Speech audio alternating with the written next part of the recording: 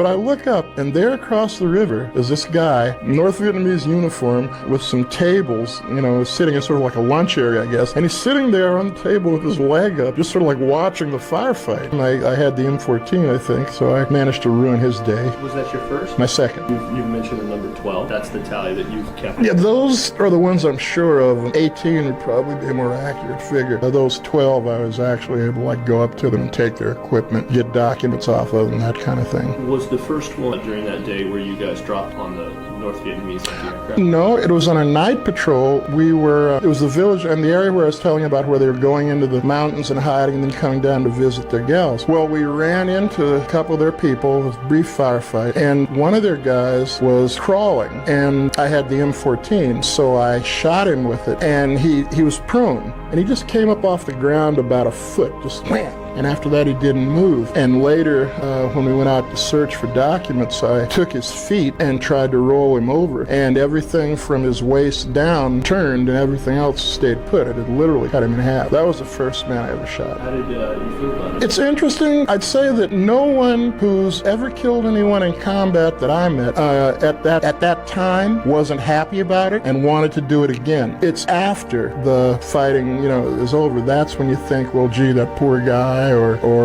what's it all about, or the people we lost, because a lot of the time during the fight you don't really know who's missing until it's over.